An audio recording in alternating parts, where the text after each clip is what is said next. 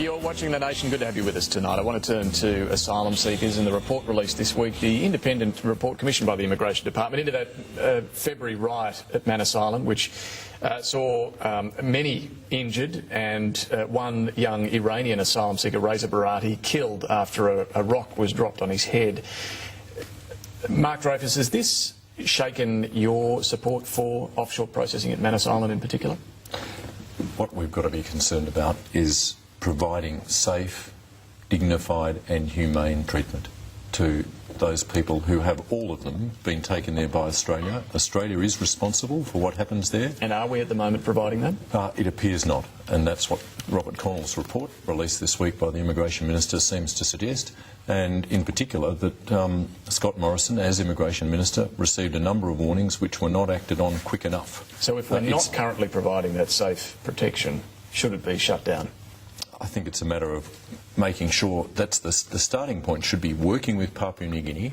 Of course, it's the case that Labor negotiated the arrangement under which this is currently happening with the Papua New Guinean government and announced it. Kevin Rudd, as the new Prime Minister, or returning Prime Minister, announced this on the 19th of July last year.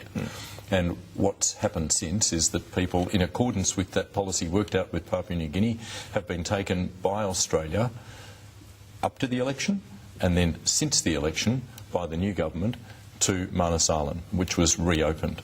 Now, it's a matter for the Australian government to accept, and I don't see that level of acceptance from either, say, the Attorney-General or Scott Morrison, that Australia is responsible for what the level of care that's being provided at Manus Island. So should it be shut down?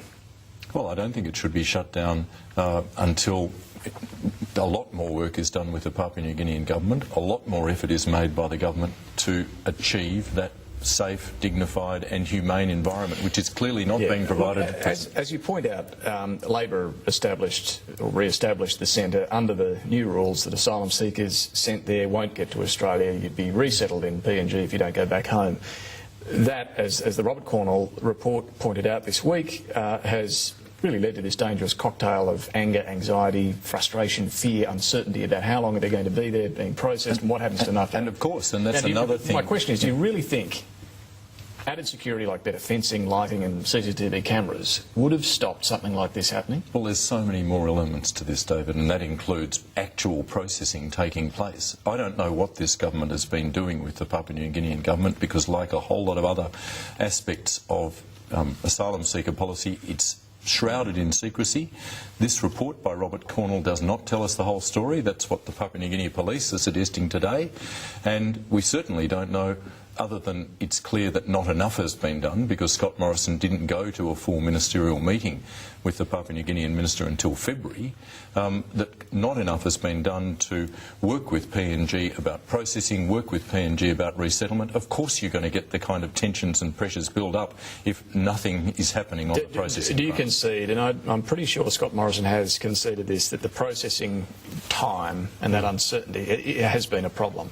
Well, certainly that is one factor, yes. We need to do better to process these people as fast as we can. We need to put in place, as the Cornell report indicates, better infrastructure, and we need better coordination, David, with the local authorities and those in those facilities. But I think a couple of points are important to make here. Firstly, the tragedy was the death of Reza Barati, a 24-year-old Iranian, and nobody can dispute that.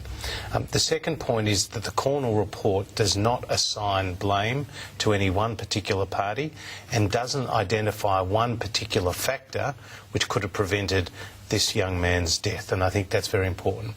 The third point is that Scott Morrison has said he will accept all the recommendations of the Cornell report and put that in place. But we do make no apologies for having offshore processing, including as Manus, as part of our overall border protection measures, because, David, what we have done in just the short time we've been in office is effectively stopped the boats. It's been nearly 6 months since an unauthorised boat arrival has come. In the last budget, in just a few weeks ago, there's savings of more than $2.5 billion as a result of our new measures.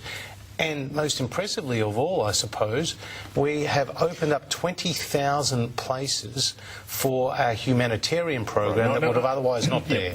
So it's been a great success. But let me ask you directly. The PNG Police today have said the release of this report this week has hampered their efforts. They are the ones who have jurisdiction for investigating the murder and laying charges. They have not yet done that. Should this report have been released before that happens? Look, I think the report has been released as fast as it could. I think Scott Morrison... But surely working in conjunction with the PNG Police here is crucial. Absolutely. And, you know, Scott Morrison has done incredibly well in this very complex area. In fact, he went over to Manus. He went over to Manus shortly after. See how you can say that. He's done a. I'll go even further than that. He has done a brilliant job, Mark. Well, I don't. He has done a brilliant job. That's not what the Cornwall report tells us. Well, he's become a hate figure for your side of politics because he's had the success that you didn't have. I do not hate anybody in politics. Well, I'm just saying. I do not hate anybody. Scott Morrison has had the toughest job in trying to repair again the mess. I know your point about stopping the boats has been a success, but and stopping lives lost at sea. Yeah, absolutely. But I'm asking you specifically about this case. Should the report have been put out there when the PNG Police clearly are frustrated by it? Well, I think I'll back Scott Morrison's judgment on this and the processes that he has undertaken here. Like I said, he's been over to Manus. He put in place new measures after we came into office based on recommendations to him, and he's accepting all the recommendations from the Cornwall report. Rowan, how much confidence do you have in the PNG Police? In the PNG Police, I know very little about the PNG Police. I've not had a great deal to do with them. I'm probably pleased to say. But it's the PNG. Yeah, a lot of this. Of course, and I'm sorry, I've just got to pick on something Mark said about not seeing the full story and not having faith in Scott Morrison. That's kind of fairly laughable. I mean, the only reason anybody is even on Manus Island is because of the complete failure of the Rudd and Gillard governments to do anything about stopping the boats. Scott Morrison, we were told for 6 years, it's not possible. It can't be done. It's dreadful. There's no way we can do it. Scott Morrison's done it 6 months. Who negotiated the agreement with Papua New Guinea? Yes. Great. Yes. And then did nothing about it. Sorry, you ran an ad campaign in the run-up to the election, which you shouldn't really have been running, Mark. But anyway, that's another thing. That's another story. The new government is still running the ads. An ad campaign to say, we've stopped the boats. Sean, when we hadn't. The question goes to the heart of it. The question here, Sean, really is, do the ends justify the means? Yes, boats have stopped for nearly 6 months, as Josh points out, but clearly the situation at Manus Island is less than ideal. No, look, absolutely. Can I start by saying that it's not true that no boats have come to Australia? No boats have arrived in Australia because they have been turned back, and in some cases in what seem to be very dubious circumstances, but we don't know the full details because this government has been entirely closed-mouthed about them. On your question, do the ends justify the means? David, I think this is it is a genuinely horrible and horribly complex area of policy. I worked for Julia Gillard when there were the drownings off Christmas Island, and it was a terrible time. And I completely appreciate the need to stop drownings with tough policy. But right now, we have a government, and let's be reasonable to a fair extent. Most politicians backing up conditions which are completely inhumane and failing to take any moral responsibility for that fact. Mark Dreyfus, let me just, before we leave this whole issue, yes, the situation at Manus Island might be, in those words, inhumane from our standards. The turnbacks at sea, no doubt, whenever they happen, it's pretty ugly as well, to some degree. You can't expect it would be pretty, but we don't know. On the turnbacks, are you open to keeping this policy? Have you changed your view on this at all? Do you regard it as at least being a factor in the stopping of boats? Angus Houston's report in 2012 explained the problems with turnbacks, that in all likelihood they're in breach of international law. We don't even know what circumstances these turnbacks are occurring. That's the use of these orange lifeboats. Other than that, there's some pretty dubious circumstances that have emerged in dribs and drabs. We're learning more about this in the Jakarta Post, David, than from our own government. But do you accept that it is being done in our name? Playing a role in stopping boats? Well, we don't know, because we don't know what the circumstances are. I'm certain that the offshore processing is playing a very, very distinct role. That's the arrangement with Papua New Guinea and the arrangement with the government of Nauru, both of which were in place before the election. But let me ask you, I'm certain that the stopping of Iranian visas on arrival, which is an Indonesian government decision that was negotiated by Kevin Rudd But as then Prime Minister. That's made a big difference. The last factor introduced by this government of turning back boats does Which, at least appear which has angered to have Indonesia worked. and Yes, is it has. causing great damage, Yes, it it has. seems, to our relationship But the fact with that we Indonesia. haven't seen boatsmen, we haven't seen deaths at sea, do you at least give the government any credit for that?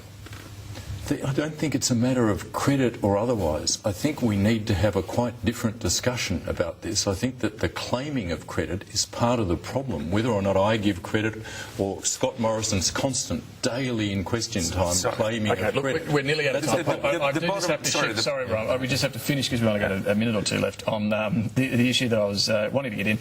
The Racial Discrimination Act talked this week that George Brandis's proposed reforms here will be watered down. Josh Frydenberg, will they be?